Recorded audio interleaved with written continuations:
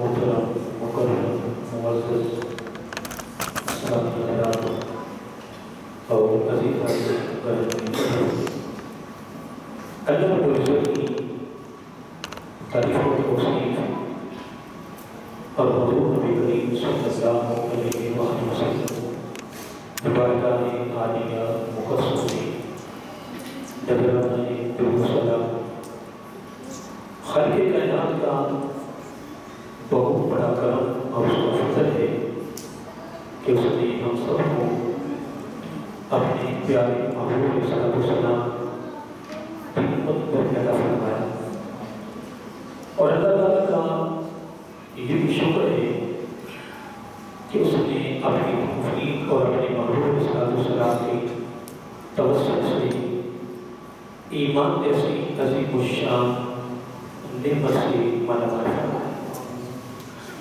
حضرت محترم گزشتہ 3 جمعوں سے جو ہماری گفتگو ہے وہ فضائل اہل بیت کے حوالے سے چلتی آ رہی ہے، اور ابھی 2-3 جمعے اور گفتگو چلے گی، لیکن آج کی جو گفتگو ہے یہ فضائل صحابہ کی مناسبت سے ہے، کیونکہ ہمارے علاقے میں کافی لوگوں نے آقا علیہ السلام کی غلاموں کے خلاف کی گرفتاری ہوئی ہے، احفاظات کے خلاف بڑا انہوں نے بکواس کیا ہے آقا علیہ السلام کی غلاموں کے خلاف۔ اس کے حوالے سے پورے علاقے کے علماء کی میٹنگ کو اختلاف ہوا کہ یہ جمعہ آقا علیہ السلام کے غلاموں کے فضائل کے حوالے سے بیان کیا جائے۔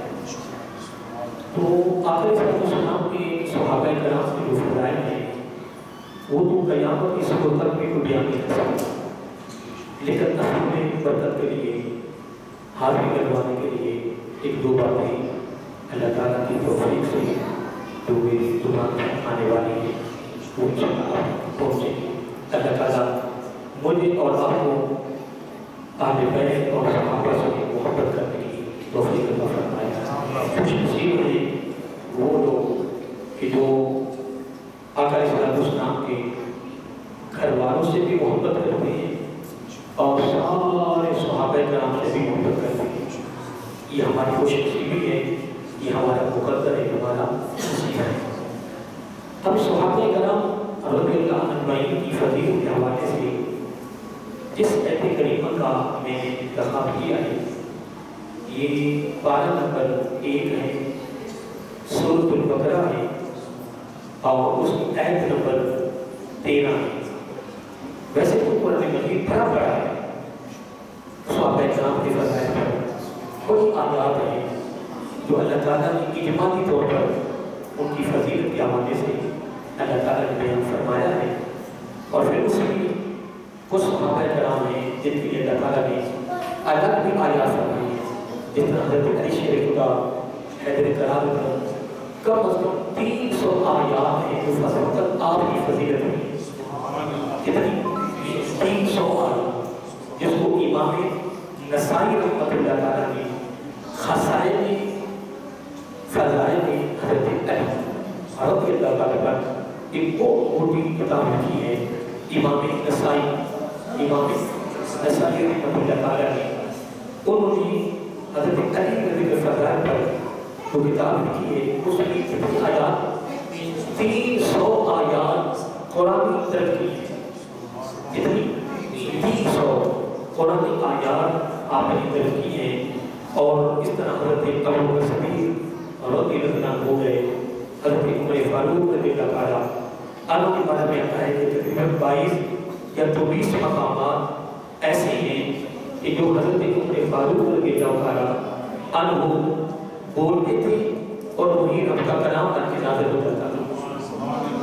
اس طرح انفرادی طور پر بھی کچھ صحابہ کرام کے حق میں قرآن آیات نازل ہوئی ہے، لیکن اللہ تعالیٰ نے زیادہ فضائل صحابہ میں اجمالی گفتگو کی ہے۔ کیا کی ہے؟ اجمالی، جن مشترکہ باتیں کی ہیں۔ اب جس آیت کریمہ کا میں نے انتخاب کیا ہے یہ 12 نمبر ایک ہے، اس کی آیت نمبر 13 ہے۔ اب اس میں اللہ تعالیٰ نے بڑی پیاری بات فرمائی ہے۔ اللہ تعالیٰ فرما رہا ہے وَإِذَا قِيلَ لَهُمْ آمِنُوا كَمَا آمَنَ النَّاسُ قَالُوا أَنُؤْمِنُ كَمَا آمَنَ السُّفَهَاءُ أَلَا إِنَّهُمْ هُمُ السُّفَهَاءُ وَلَٰكِن لَّا يَعْلَمُونَ۔ یہ آیت نمبر 13 ہے۔ اب اس کا مفہوم سن لیں۔ اللہ تعالیٰ فرما رہا ہے کہ وَإِذَا قِيلَ لَهُمْ، اور جب کہا جاتا ان کے لیے، کیا جب کہا جاتا ان کے لیے، کن کے لیے؟ کفار کے لیے، مشرکین کے لیے، جب انہیں کہا جاتا، کیا کہا جاتا؟ آمنو، ایمان لاؤ، کما، جیسا کہ آمن الناس، ایمان لائے لوگ، کیا؟ ابھی جملے میں غور کریں۔ اللہ تعالیٰ فرما رہا ہے کہ جب انہیں کہا جاتا کہ ایمان لاؤ یا ایمان لائیں، جس طرح ایمان لائے کون؟ لوگ، آمن الناس۔ اب آمن الناس جو ہے نا، اس سے مراد ہے صحابہ کرام، کیونکہ اس وقت اور کون تھا؟ صحابہ کرام کی بات تھی۔ اگر سارے انسان وہاں تھے تو انسانوں میں جو گروہ ایمان والا تھا وہ کون تھا؟ وہ صحابہ کرام کا گروہ تھا۔ اور اللہ تعالیٰ نے صحابہ کرام کے ایمان کی فضیلت اس طرح بیان کی ہے کہ اللہ تعالیٰ خود فرما رہا ہے کہ کما آمن الناس، اگر تم نے ایمان لانا ہے، اقرار کرنا ہے، اعتراف کرنا ہے، اگر توحید و رسالت پر اگر ایمان لانا ہے تو کس طرح لانا ہے؟ جس طرح محبوب علیہ السلام کے صحابہ کرام نے لایا۔ یہ یوں سمجھ لیں کہ آقا علیہ السلام کے صحابہ کرام کی ایمان کی فضیلت اللہ تعالیٰ خود بیان فرما رہا ہے۔ اگر آگے میں نہ بھی چلوں، اتنا جملہ ہی کافی ہے کہ آقا علیہ السلام کے صحابہ کی فضیلت کے حوالے سے کہ آقا علیہ السلام کے صحابہ کرام کا ایمان لانا اللہ تعالیٰ کو اتنا پسند ہے کہ نئے ایمان لانے والوں کو حکم یہ ہو رہا ہے کہ اگر تم ایمان لاؤ تو اس طرح لاؤ جس طرح میرے محبوب کے صحابہ نے لایا۔ یعنی ان کا ایمان لانا اللہ تعالیٰ کو بہت ہی زیادہ پسند ہے، یا ان کی بات کرنے بڑا محبوب ہے۔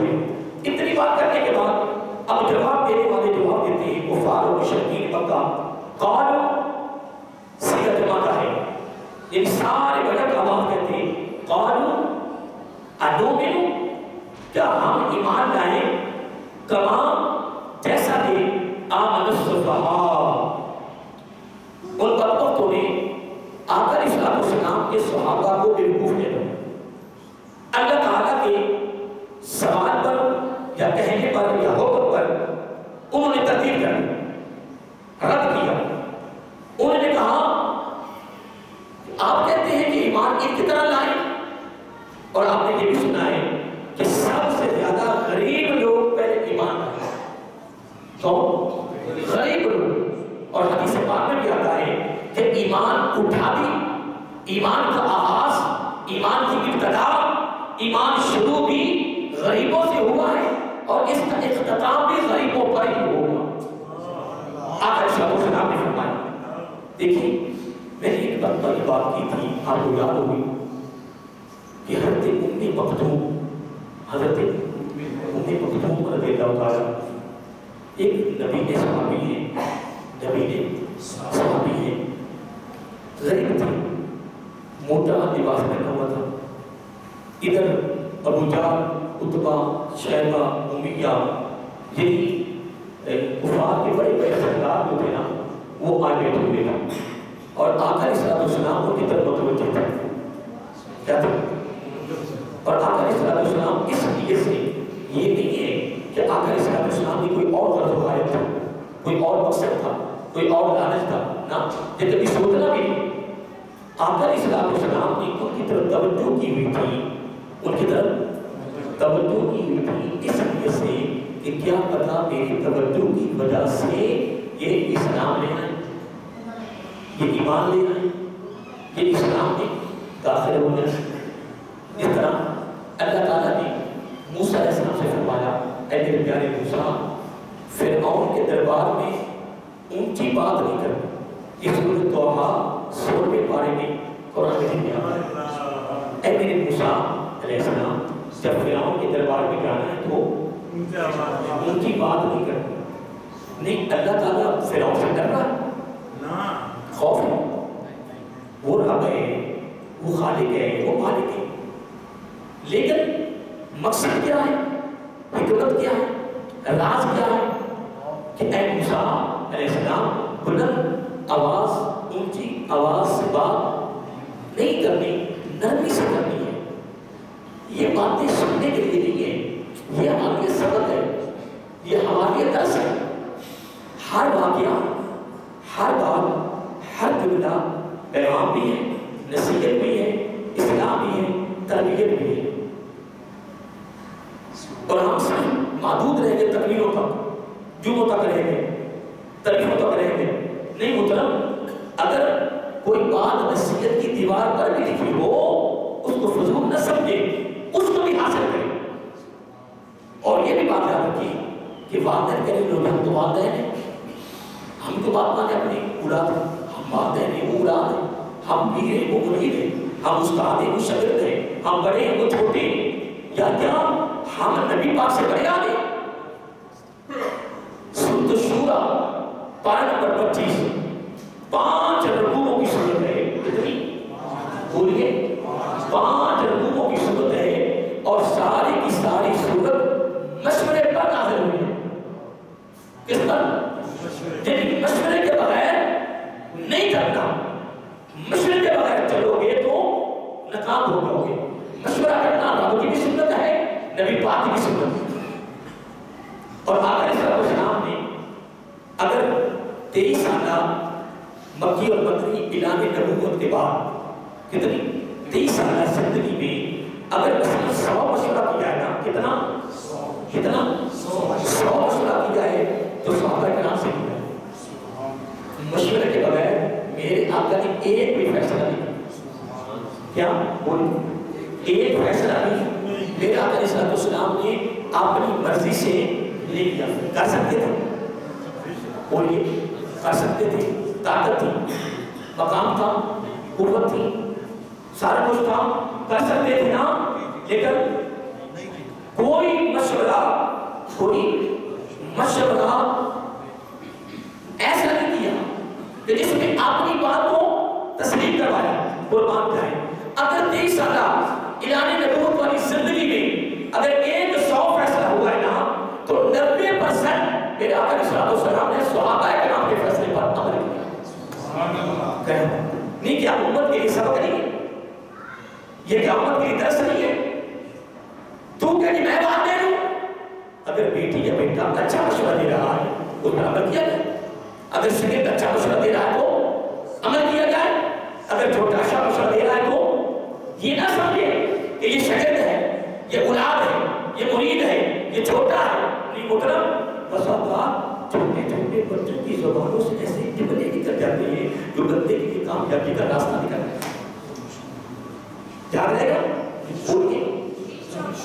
اللہ تعالیٰ نے یہ نہیں فرمایا کہ ہم ڈرتے ہیں, نہیں فرمایا موسیٰ علیہ السلام آپ نے فرعون کے دربار میں اس کے ہاں قصر خلافت میں بلند آواز سے بات نہیں کرنی, ایسا کرنی ہے, نرمی سے کرنی ہے, جس کو ہم اپنی بولی میں عاجزی کہہ لیں, انکساری کہہ لیں. لیکن عاجزی انکساری وہاں نہیں کرنی, کیونکہ وہ نبی ہے, وہ کافر ہے. عاجزی نہیں ہے, انکساری نہیں ہے, نرمی ہے, ایسا اخلاق, پیار, محبت سے بات کرنی ہے. آگے بھی نہ سننے والا ہے. فرمایا کیا پتا کہ تیری نرمی کی بات کرنے کی فضیلت برکت سے وہ راستے پر آ گئے.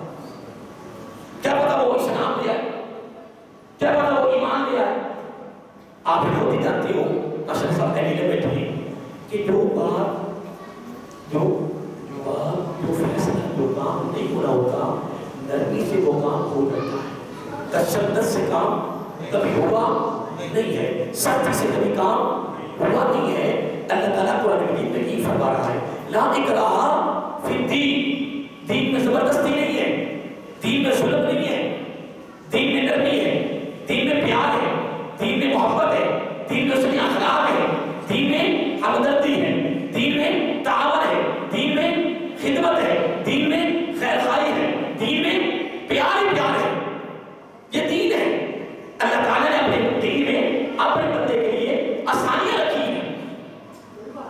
محترم میں بات کر رہا تھا کہ میرے آقا علیہ الصلوۃ والسلام کی صحابہ کرام کی فضیلت کو بیان کرتے ہوئے اللہ تعالیٰ نے بڑی پہلی بات فرمائی ہے.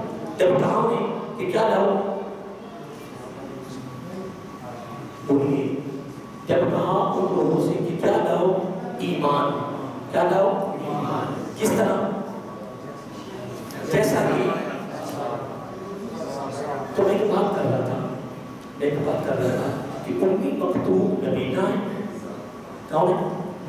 نبینا خاص صحابی ہے اور ہے بھی غریب، موٹا لباس پہنا ہوا ہے. آقا علیہ الصلوۃ والسلام کفار کی طرف بڑی محبت کے ساتھ توجہ سے بیٹھے. اس محبت میں بیٹھے کہ یہ ایمان لے آئے. ادھر صحابیہ میں بیٹھ گئے. آقا علیہ الصلوۃ والسلام نے جان بوجھ کے نہیں کہ توجہ نہیں کی ہے، صرف توجہ ادھر اس لیے رکھی تھی کہ سارے کے سارے جو سرکار کفار کی کیا ہو جائے.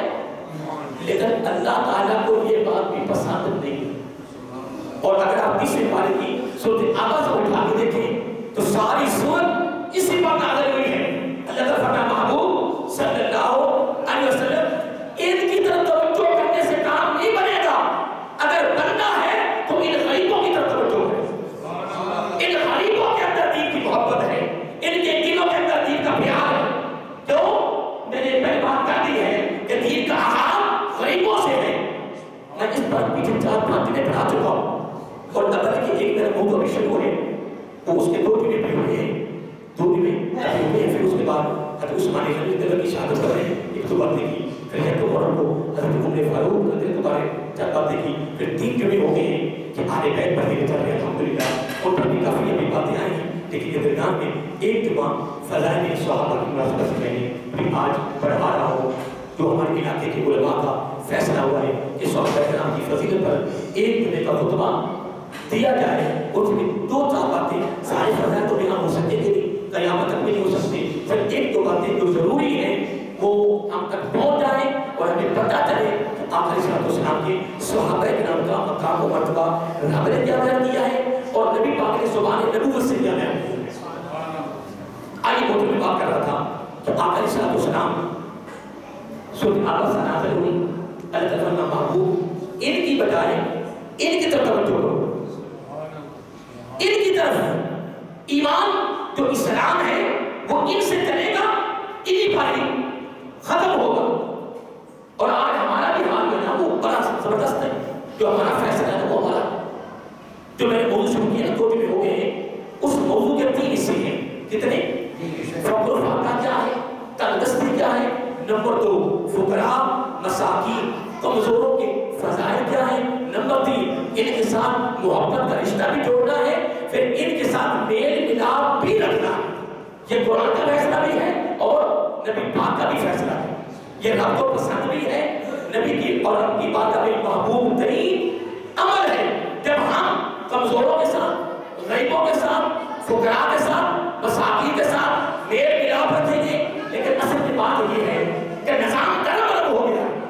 ہر بندہ بڑی سے محبت کر رہا ہے، جس کے پاس پیسہ، جس کے پاس دولت ہے، جس کے پاس دل امیری ہے، ہر آدمی اس کا دوست ہے، ہر آدمی کے ساتھ اس کا جانا ہے.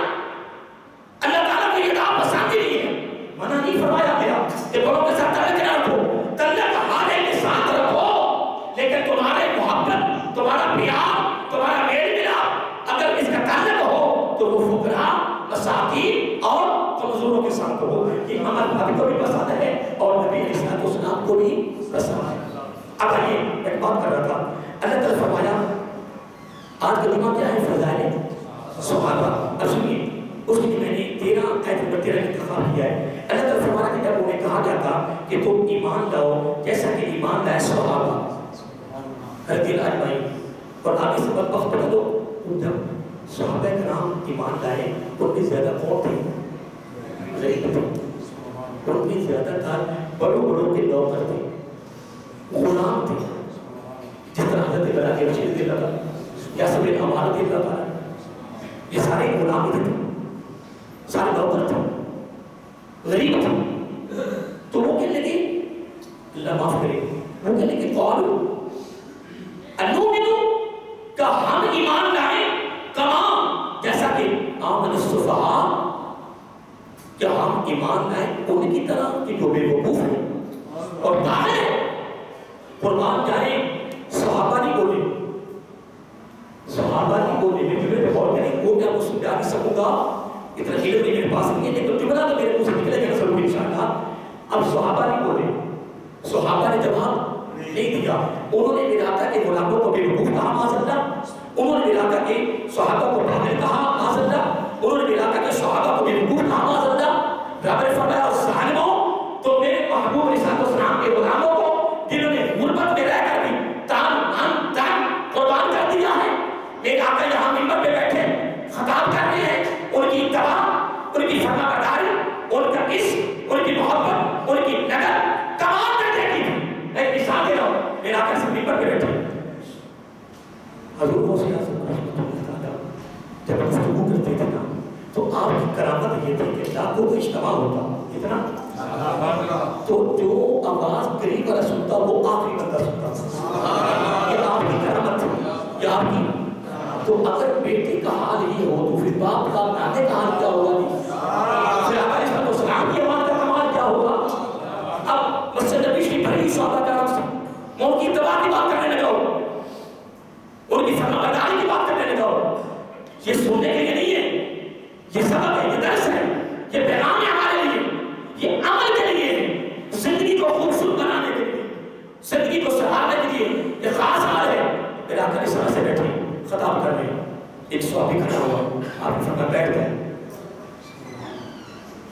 کیا کس کو فرمایا؟ صحابی. کہاں تھی؟ بس یہ کو قریب تھی، دور نہیں تھی، سیر میں نہیں تھی، دور نہیں تھی، بازار میں نہیں تھی، بس ساتھ ہی کھڑے ہوئے. آقا نے صلی اللہ فرمایا، اس کا نام لیا، فرمایا بیٹھ جاؤ.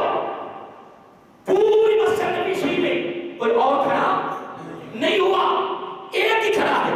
آقا نے صلی اللہ علیہ وسلم نے فرمایا بیٹھ جاؤ. حکم اس کو کیا، لیکن آقا کے صحابہ کی اتباع اتنی تھی. ایک صحابی دروازے پہ آ رہا تھا، چلتا آ رہا تھا، کھڑا تھا، اس کے کانوں کا کمال پہنچی کہ آقا نے فرمایا بیٹھ جا. آقا کے صحابہ کی اتباع اتنی تھی، فرمایا اس کو ہے. اس نے سنا وہ وہیں بیٹھ گیا. سبحان اللہ، سبحان اللہ. پھر آقا علیہ السلام کے غلاموں کا رب جواب نہ دے. اللہ تعالیٰ فرما رہا ہے کہ اگر ایمان لانا ہے تو اس طرح لانا ہے جس طرح میرے محبوب کے صحابہ نے لانا. اور پھر میں یہاں تک میں نے پڑھا ہے، میں نے یہاں تک پڑھا ہے کہ میرے آقا علیہ السلام کی آواز ایک صحابی کے گھر تک پہنچ گئی.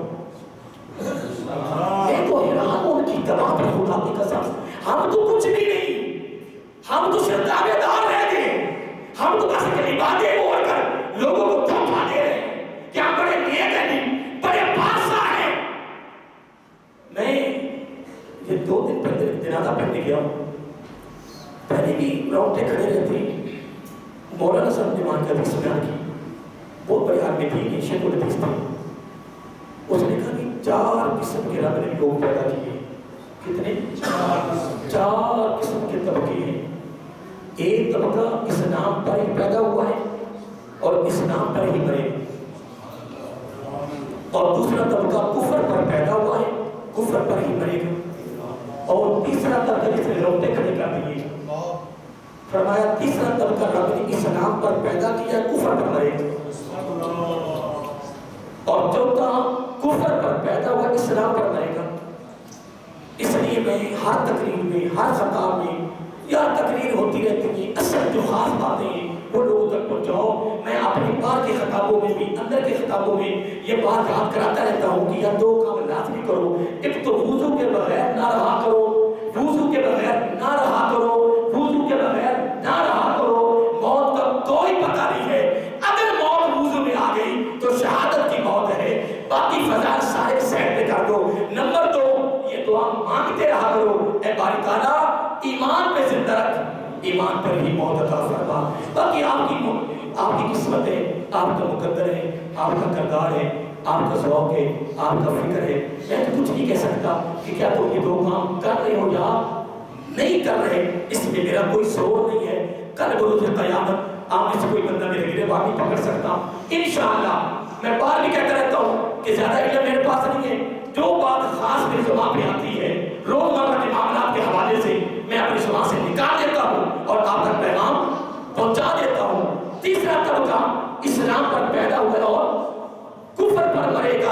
لوگوں یہ ہے اور یہ ہونا ہے اور ہو رہا ہے.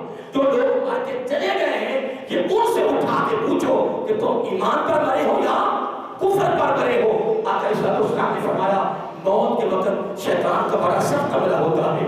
بڑے بڑے لوگ اپنا ایمان دے کر چلے گئے دنیا سے. اللہ تعالیٰ معاف فرمائے. مولوی پتہ کب دعا کرتے ہیں؟ خاص طور پر سنی مولوی پتہ کیا دعا کرتے ہیں؟ یا اللہ جو ایمان پر مرے. کبھی سنی دعا مولویوں کی سنیے؟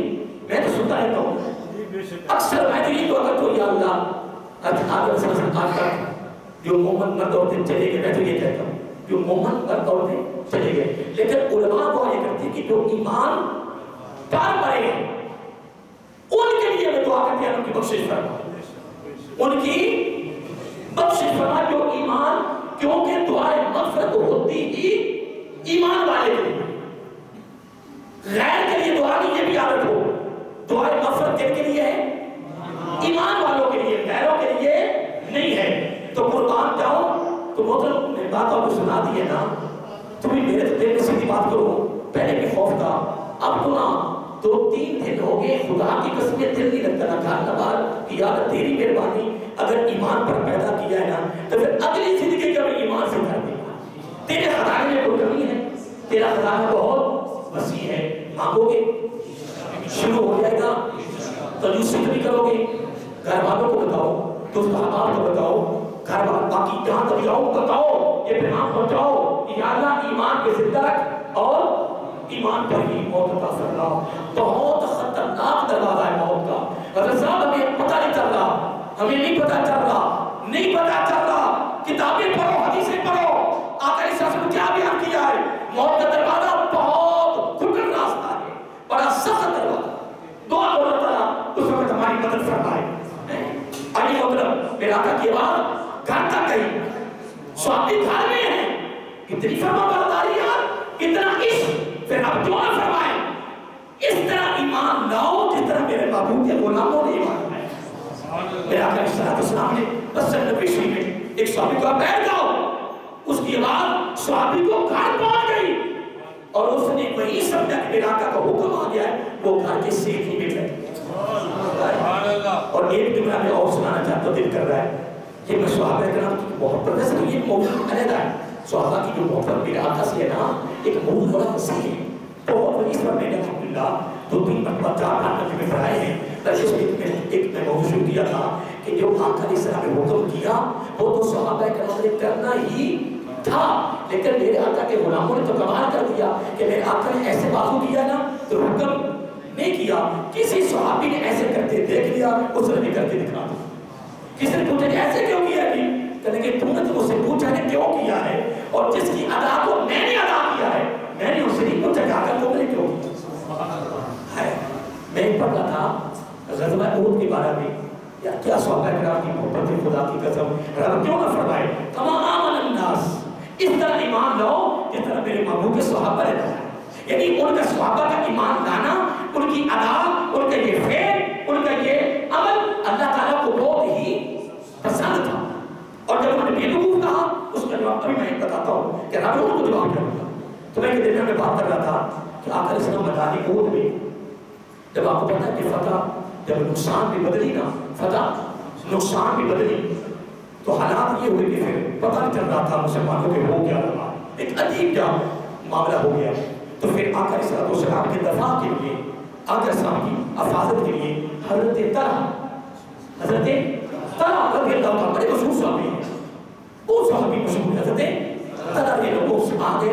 اور بڑی کمال بات ہے, حضرت طلحہ نے یہ نہیں کہا کہ آقا تھوڑی سی پیچھے ہو گیا. میری بات میں غور کرتے ہیں, آقا علیہ السلام کو حضرت طلحہ نے یہ نہیں کہا, یہ عرض کیا کہ یا رسول اللہ صلی اللہ علیہ وسلم آپ تھوڑے سے میرے پیچھے آ جائیں, آقا تھوڑے سے ادھر ہو جائیں, آقا تھوڑے سے ادھر ہو جائیں, نہیں آقا تھوڑے پیچھے ہو جائیں. نہیں, آقا کو یہ کہنا بھی بے ادبی سمجھا. ہائے ہائے, حضرت طلحہ رضی اللہ عنہ کمال کر دیا. میرے آقا کو کچھ نہیں کہا کہ آپ ادھر ہو جائیں, ادھر ہو جائیں. نہیں, آقا سے تو بات کی نہیں نا. اگر تیر ادھر سے آتے ہیں, تیر ادھر سے آتے ہیں, تیر آتے ہیں ادھر سے, دونوں ہاتھ چھلنی ہو گئے, تیر بس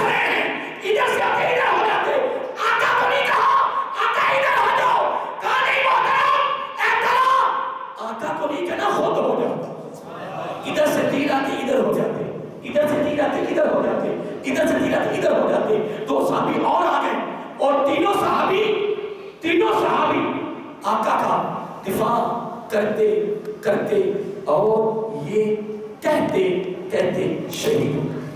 میں نے 2 جملے کہا ہے، ابھی میں بولتا ہوں، کتنے کہیں؟ 2 جملے، 2 جملے۔ 3 صحابہ ہیں، حضرت طلحہ رضی اللہ تعالیٰ عنہ، 2 صحابی اور ہیں، تینوں صحابی آقا علیہ السلام کا کیا کر رہے ہیں؟ دفاع، حفاظت کر رہے ہیں، اور دفاع کرتے کرتے شہید ہو رہے ہیں، اور کیا کہہ رہے ہیں؟ یہ جملہ سننے والے، دفاع کرتے کرتے تینوں صحابی شہید ہو رہے ہیں، اور کیا کہہ رہے ہیں؟ کہتے کہتے شہید ہو گئے۔ آقا اس کو یاد بھی رکھنا کہ یاد اب تو بنانا ہے۔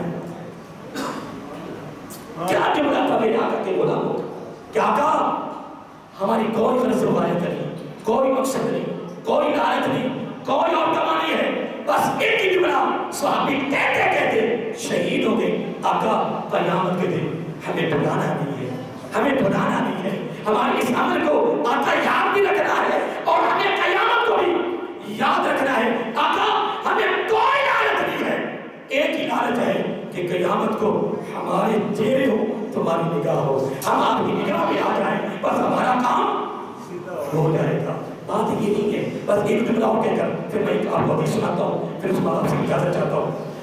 باتیں تو بڑی ہیں، میں پہلے ایک صحابہ کرام کی محبت کی باتوں میں تھوڑا سا چلا گیا ہوں۔ قربان کیا ہے؟ انگوٹھی پہنی ہوئی ہے، کیا سارے بولیے؟ انگوٹھی سونے کی ہے، آقا علیہ السلام گزرے اور آقا علیہ السلام کہ یہ کیا ہے، اور کچھ نہیں فرمایا، یہ کیا ہے؟ وہ بھی تو صحابی تھے، وہ بھی تو آپ کے شاگرد تھے، سارا فیض تو آقا صاحب کی بارگاہ سے ملا تھا، فہم و فراست، عقل، شعور، علم، یہ سارا فیض ادھر سے ملا تھا نا۔ میرے آقا سے اتنا فرمایا کہ یہ کیا ہے، یہ کہہ کر پھر میرے آقا چلے گئے۔ صحابی نے کیا کیا؟ اور ساتھی بیٹھے تھے آقا علیہ السلام کے، صحابی نے کیا کیا؟ انگوٹھی اتاری، پھینک دی۔ ساتھی نے کہا محترم ہم مانتے ہیں کہ آقا علیہ السلام نے سونے کو مرد کے لیے 4.5 ماشے چاندی کے علاوہ ہر دھار مرد کے لیے کیا ہے؟ حرام ہے، حرام ہے، کیا حرام ہے، دوزخ کا ایندھن ہے۔ 4.5 ماشے یا 6 ماشے تک بھی کر جاتی ہے، لیکن زیادہ سارے 4 ماشے چاندی کے انگوٹھے پہننے میں آقا سامنے کیا ہے؟ سنت ہے۔ اس سے زیادہ چاندی بھی منع ہے، اور باقی ہر دھار حرام ہے، حرام ہے، کیا منع ہے۔ سنیے اس نے پہن دی، ساتھی نے کہا محترم عورت کے لیے سونا حلال ہے؟ کہ یہ حلال ہے۔ تو کہنے اس کو اٹھاؤ اپنی بیوی کو دے دو، اگر بیوی کو نہیں دے دو اس کو بازار میں فروخت کرو، اس کے پیسے لے لو، استعمال میں لے آؤ۔ پہننے سے منع فرمایا نا، لیکن صحابی نے کمال نہیں کر دیا۔ خدا کی قسم کیا یہ واقعہ میں سنا رہا تم سن رہے ہو؟ سن کے تم بات کرنے میں بات کرنے جاؤ گا، قرآن اسی کا ٹوٹ میں ہے، پھر قبر میں جاتے نبی پاک سے آنا سامنا ہوگا کہ تم واقعہ تم سن رہے میں سنا رہا ہوں، اور سننے سنانے کا کر ہے نہیں محترم۔ کمال تو یہ ہے کہ کچھ میں بھی کوشش کروں تو کچھ تم بھی کرو کہ نبی پاک سے آنا سامنا ہو رہا ہے، کچھ تو محبت کی باتیں کریں۔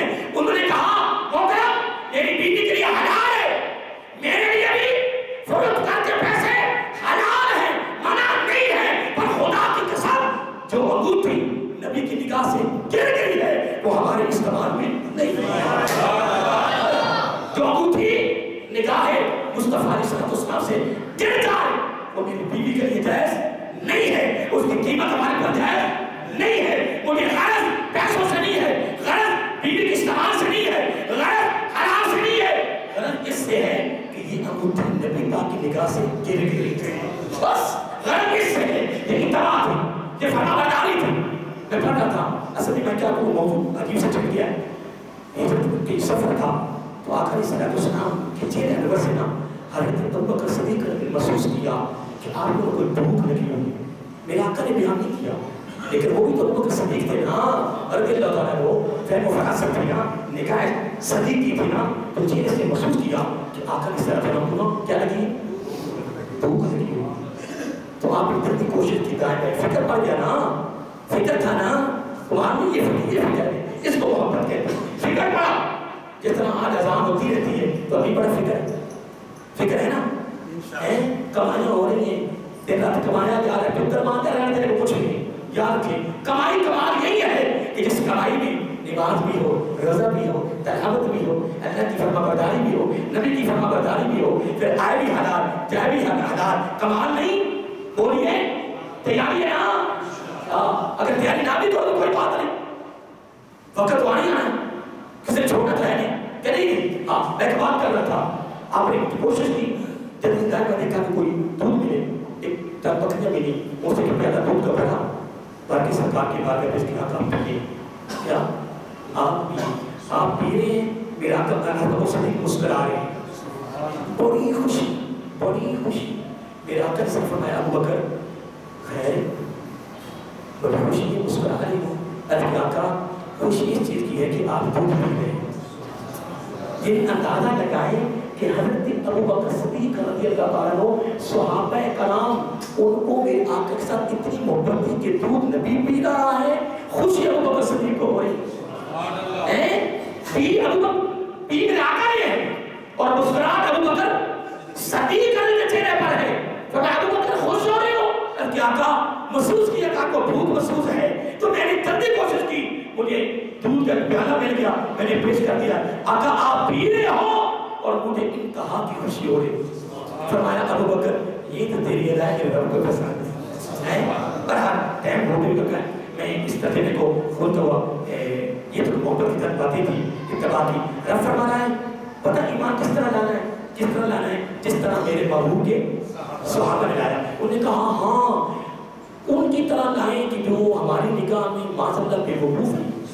رب نے فرمایا سنو، رب نے دو تقید لائے، دو قسم لایا، رب نے فرمایا الا انہم، رب نے کمال نہیں کر دیا، صحابہ کرام کی قربانی پر رب نے جواب کمال نہیں دیا، فرمایا الا خبردار سنو میری بات، انہم جانو، انہم سمجھ لو، پہلے فرمایا الا خبردار چکنے ہو جاؤ، سنو میری بات، صحابہ نہیں بول رہے، صحابہ نہیں بول رہے، جواب رب دے رہا ہے، فرمایا الا توجہ کرو خبردار، انہم بے شک اس میں کوئی شک نہیں ہے، وہ مصطفیٰ تم بے وقوف ہو، میرے محبوب کے صحابہ بے وقوف نہیں ہے، ولیکن